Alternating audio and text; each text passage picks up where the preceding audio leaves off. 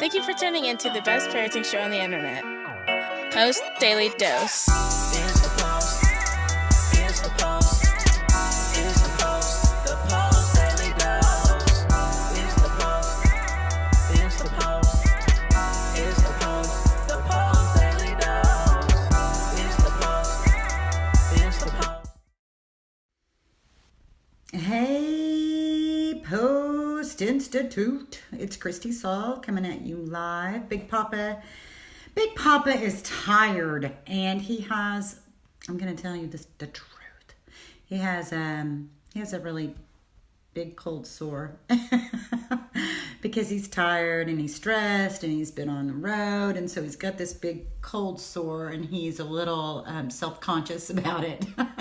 So he messaged me a few minutes ago and asked if I would mind doing a daily dose, and of course I never usually I don't mind hopping on here and talking to you guys.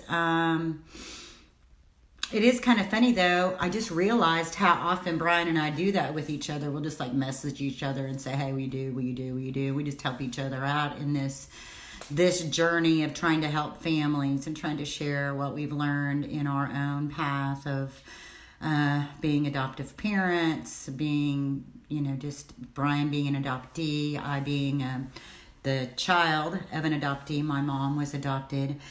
And so it's just something that's really deep into our heart. Mimi's saying hi to us from Dallas. I know she's got a fun weekend planned. Mimi, I hope you have a great time. Enjoy yourself. And thank you so much. For those of you guys who are following the story of our son, Kevin, who just recently came home, we found out literally 2 hours before he was being dropped off at the bus station from being in an ICE detention center. And so he was dropped at a bus station in Fort Worth, Texas. And I bought the ticket and got him home. And Marley and I were already going to be taking a trip, and we were going to be out of town. And I just didn't want him to be alone. And so we took him to Mimi's house, and Mimi and Kevin have been chilling and hanging out, and now Kevin's with a friend, and Mimi's off doing her thing, and Kevin should be up here at my house in a couple of days. So, and I'm just so proud of him. He's just been kind of laying low and taking care of his business, making the appointments that he needed to get to. And today I just got a message that he got his driver's license renewed, and so if you guys have kids who are in their late teens or in their 20s, you know how these things that sound like little things, they're really big deals. So I'm very, very proud of him. And I'm very, very grateful for the extended family that we have that pitches in, and we support one another, and we just all try to love our kids as best we can. I'm so grateful for that, and I hope that you guys can have that too. So, Brian just messaged me a couple minutes ago and asked if I would mind doing the daily dose. And so the other thing that's funny to me is these are not prescripted. In case you didn't realize it, they are not prescripted at all. It's just, Brian and I have been doing this kind of work for so long, and from this way of seeing kids, seeing people, understanding that really we're all doing the very best we can at any given moment. And what determines what the best looks like really has a lot more to do with our thinking and our internal stress. And usually as Brian put it, I thought this was so beautiful. He said, we stress about the future because we're trying to avoid something that happened in the past. That's what post-traumatic stress does, doesn't it? We have something that's happened to us in the past, and so we're worried about the future because we're trying really hard to prevent those things from reoccurring, and that keeps us sometimes out of the moment. So I'm not sure where that came from, except to say again that we don't prescript any of this, quite obviously. But today I wanted to talk to you guys a little bit about apologizing and taking responsibility. And man, I tell you, I've got like at least probably 100 million stories about apologizing.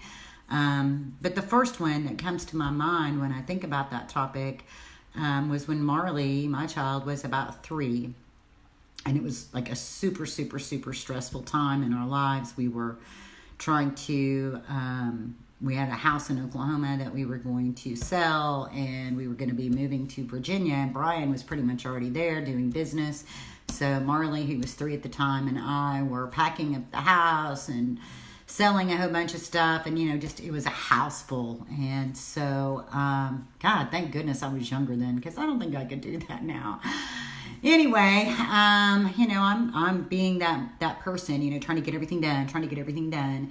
And Marley's, she's just a sweet little 3-year-old girl, and she's sitting up at the bar in her high chair in the kitchen, and she's just talking, and she wants to play. And I was in the kitchen, my back was to her, and I flipped around, and at this moment, I couldn't even tell you what I said, but it wasn't graceful. I'm sure it was sharp, and I just, her face just went from darn hormones. Her face went from being this joyful child who just wanted to play to just being crushed. She was crushed by the stress that I spewed on her. And I immediately just felt that. I felt the wound that I had created. And immediately just, I was so sorry. And to be able to just say, I'm so sorry, baby. You didn't deserve that stress. You didn't do anything wrong. And then I think about how often that happens, where we as adults are stressed out about something, again, trying to prevent something that's happened in the past from reoccurring. So our stress, just gets overwhelming, and we can get so snappy at people, and they don't deserve it. Even if they're being distracting or whatever, she was a 3-year-old child, she just wanted to play. That's all. She just wanted to play like any baby would want to play. And I spewed my stress all over her, and then I had to do my best to try to clean it up. And it helped put things into perspective real quick, because, sometimes we need to just stop and play. Sometimes we just need to stop and enjoy our kids, because that's why we have them.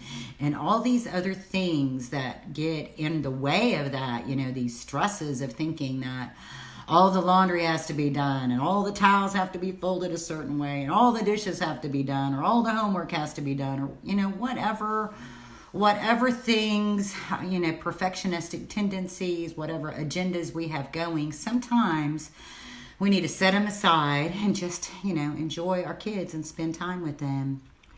So I also want to talk a little bit about what it looks like to take responsibility. And so that, for anyone who's been in any of my book study classes, I haven't done one in several months. Life has just been pretty busy.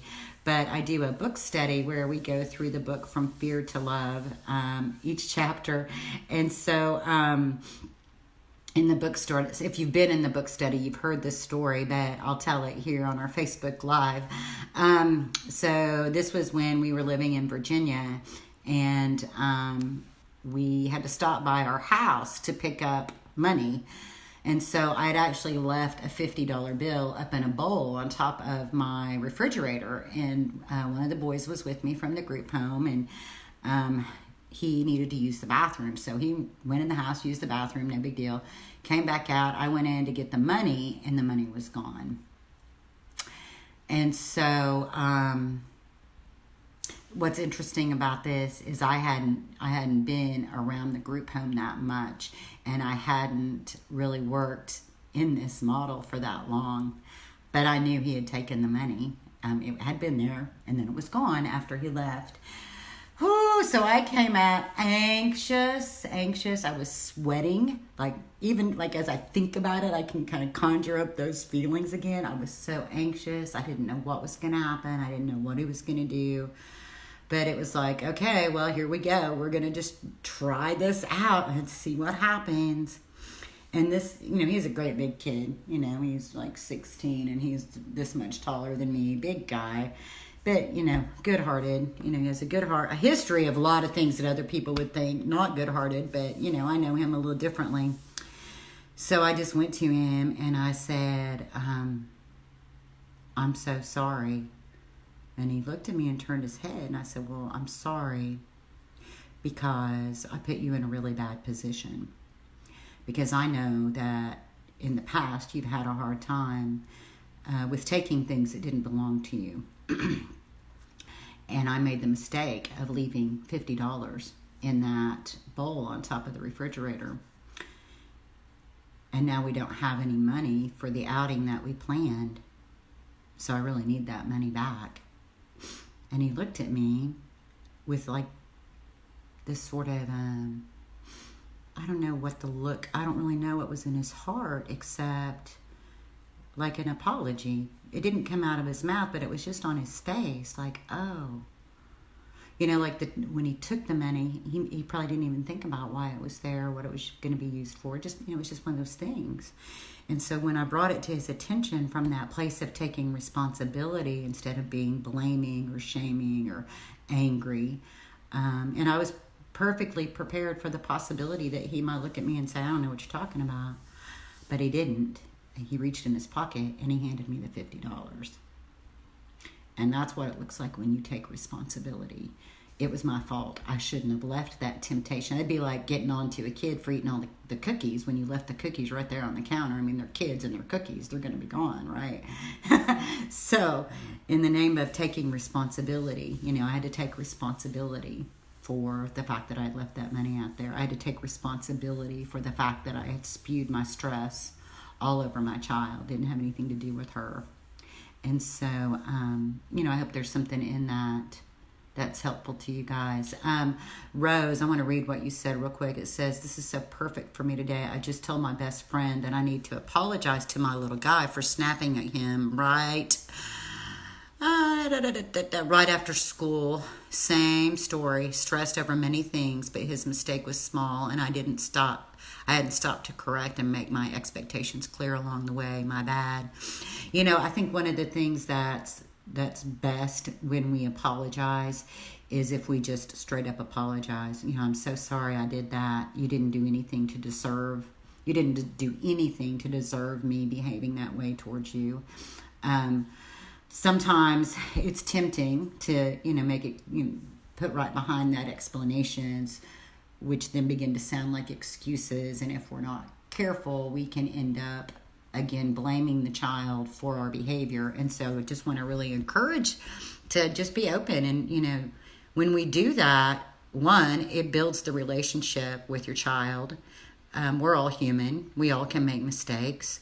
And it also creates a foundation for them to be able to apologize as well, that we can all be vulnerable together and that this is a safe place to be vulnerable. So I think that's awesome, Rose. And I look forward to hearing what comes from that conversation that you have with your son. And I see Beverly Smith Taylor is watching, and I want to say a special hi. We've known you for a long time. I hope your family's doing well. Hope your son's doing well. Much love to you guys. I'm going to sign out for tonight. Have a blessed weekend. It's Friday, and I'm just going to tell you, when I get off here, I can't wait to look for a Friday funny for us. It's the little things I look forward to. You know, there have been some heavy moments this week, and I can't wait for us just to laugh a little bit together, enjoy your kids. You know, if you can sleep in, sleep in. Do what makes you feel good. Share some laughs. Make it a point. You know, sometimes we just got to make it a point to find something to laugh about. So with that said, much love to you guys. Have a great weekend.